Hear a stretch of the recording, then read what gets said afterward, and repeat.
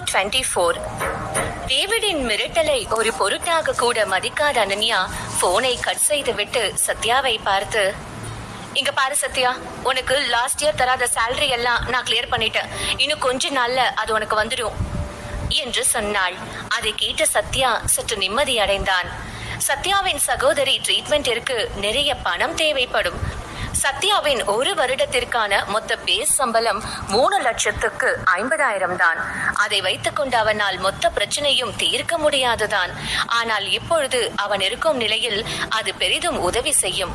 என்னதான் அவன் பெரிதாக மற்றவர்களிடம் பேசாமல் இருந்தாலும் அனன்யா செய்த இந்த உதவி அவன் மனதை தொட்டது.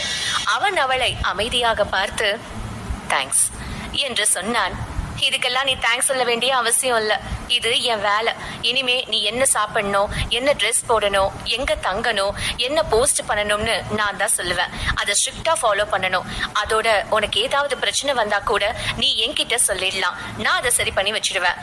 இப்போ நான் சொன்னதுல எல்லாம் உனக்கு பிரச்சனை இல்லைன்னா நம்ம நல்ல டீமா இருக்கலாம் என்று சொன்ன அனன்யா அவன் முன்பு தன்னுடைய கையை நீட்டினாள்.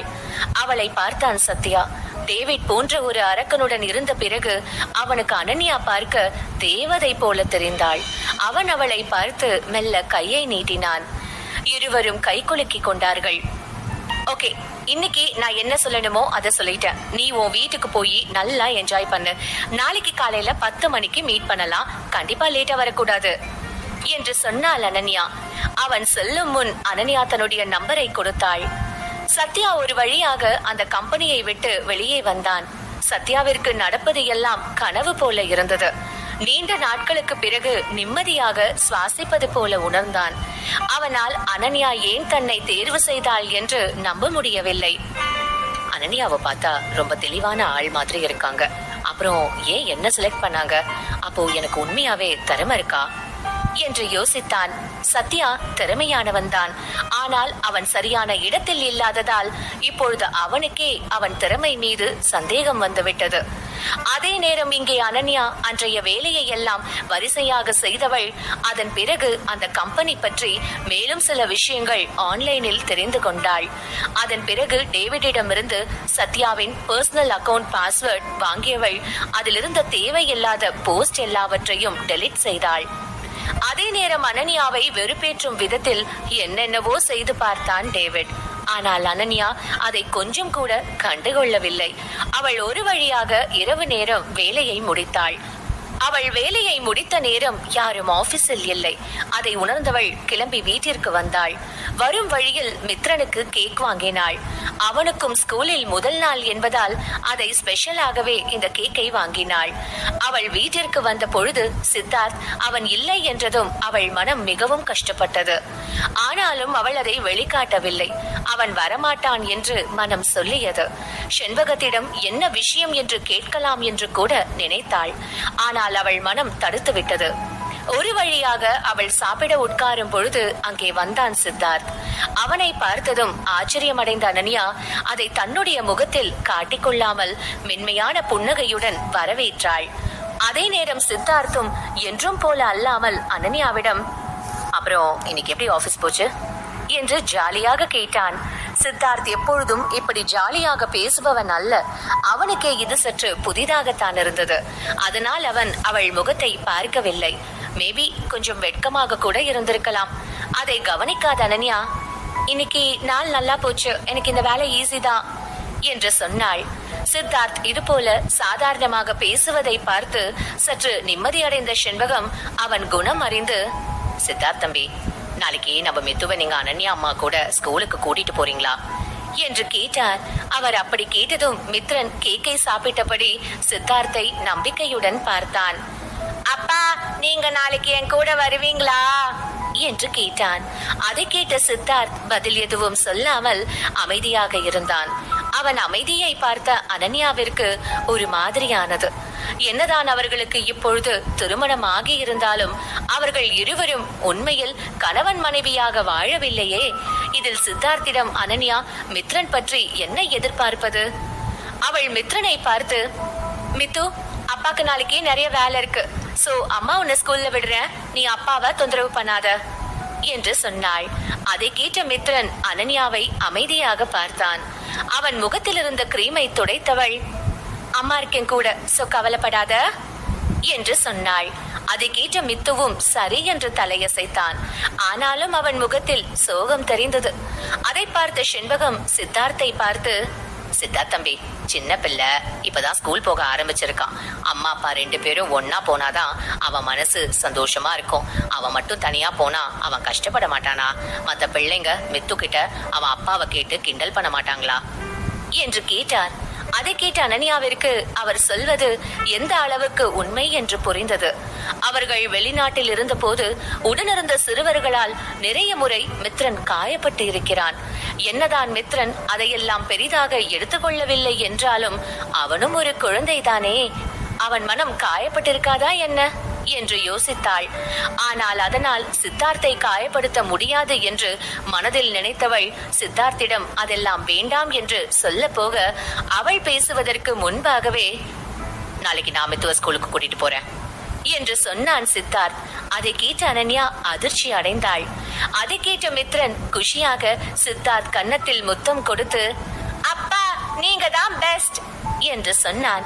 அந்த முத்தம் சொல்ல முடியாத சந்தோஷத்தை சித்தார்த்திற்கு கொடுத்தது. அவனால் அதை வார்த்தையில் விவரிக்க முடியவில்லை. அவனை அன்பாக பார்த்த சித்தார்த், பாதிதான் சாப்பிட்டிருக்க, நல்ல பையனா வந்து சாப்பிடு என்று சொன்னான். அதை கேட்ட மித்ரன் மீண்டும் சென்று சாப்பிட உட்கார்ந்தான். அதை பார்த்த அனன்யா மகிழ்ச்சி அடைந்தாள். மித்ரன் முகத்தில் இருக்கும் சந்தோஷத்திற்கு காரணம் சித்தார்த் தான் என்பதால் அவன் முகத்தை பார்த்து சிரித்தபடி தேங்க்ஸ் சொல்லலாம் என்று வந்தாள். ஆனால் சித்தார்த் அவள் முகத்தை கூட திரும்பி பார்க்காமல் சென்று விட்டான். அதை பார்த்தவள், என் மித்து கிட்ட கொஞ்சம் நல்லா பேசுறாருன்னு பேச வந்தா இவர் என்ன கொஞ்சம் ஓவரா பண்றாரு, இல்ல இவருக்கெல்லாம் தேங்க்ஸ் எல்லாம் சொல்ல வேண்டாம், சரியான ரோபோட் மனுஷன் என்று மனதிற்குள் நினைத்து கொண்டாள் அனன்யா. அடுத்த நாள் காலை மித்ரன் ஸ்கூலிற்கு தயாராகி இருந்தான். அந்த யூனிஃபார்ம் அவனுக்கு கியூட்டாக இருந்தது. அதை பார்த்தவர்கள் அவன் அழகில் சொக்கி போனார்கள். வீட்டில் வேலை செய்பவர்கள், செண்பகம் என அனைவரும் அவனை தான் பார்த்து கொண்டு இருந்தார்கள். மித்ரன் என்றும் இல்லாமல் இன்றைக்கு கொஞ்சம் எக்ஸ்ட்ரா சந்தோஷமாக இருந்தான். அவன் முகத்தில் இருந்த சந்தோஷத்தை பார்க்கவே அனன்யாவிற்கு நிம்மதியாக இருந்தது.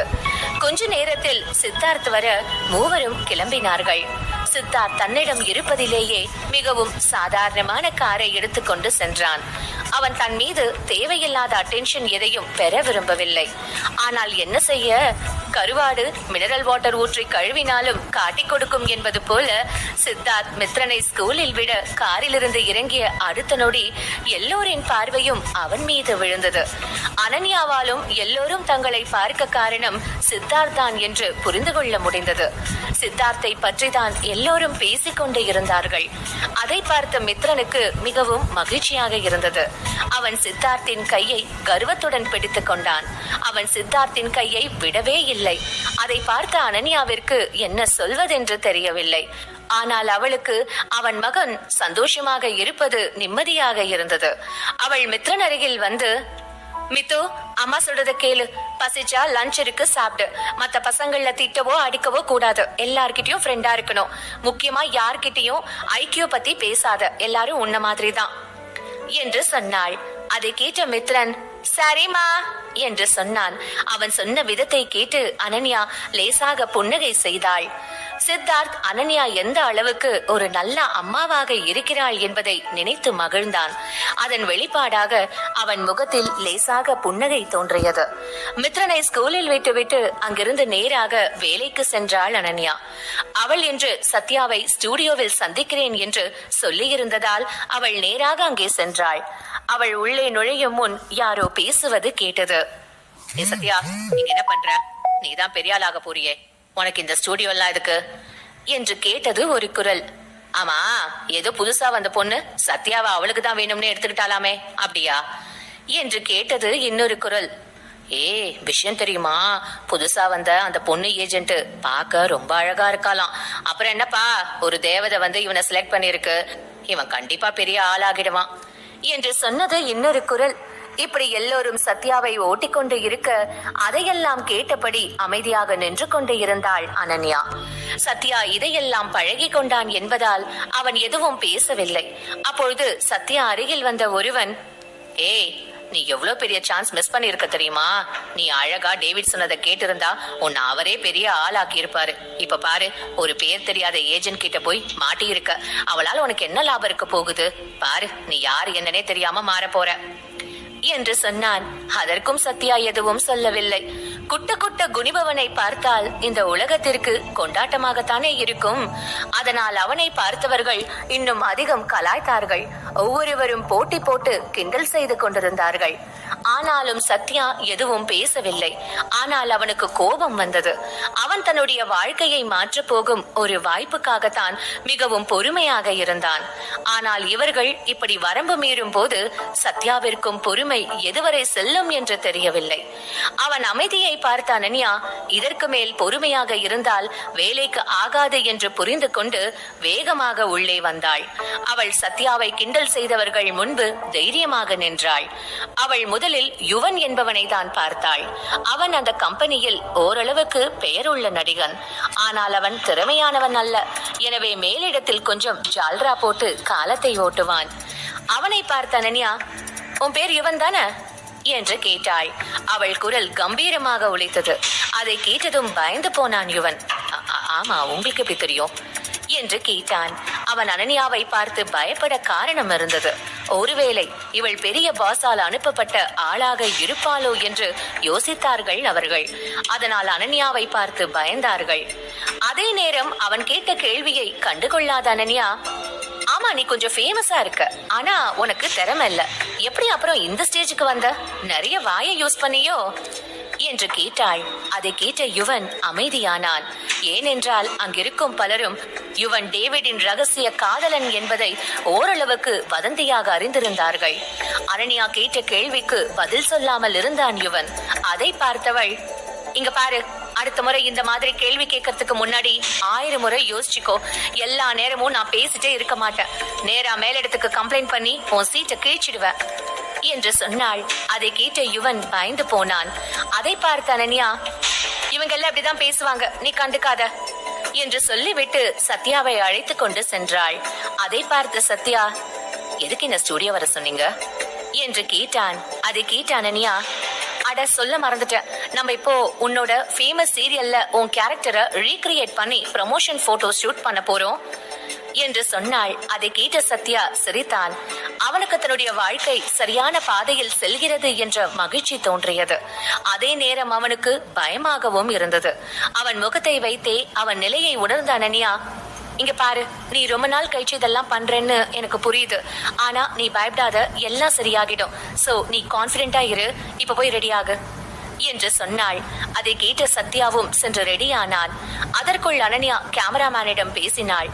கொஞ்ச நேரத்தில் அங்கே இளவரசன் போல வந்து நின்றான் சத்யா. அவன் பார்க்க மிகவும் கியூட்டாக இருந்தான்.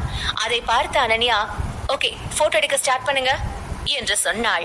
அதை கேட்ட கேமராமேனும் போட்டோ எடுக்க ஆரம்பித்தார். ஆனால் கொஞ்ச நேரத்தில் அவர் போட்டோ எடுப்பதை நிறுத்தினார். அதை பார்த்த அனன்யா குழப்பம் அடைந்தாள்.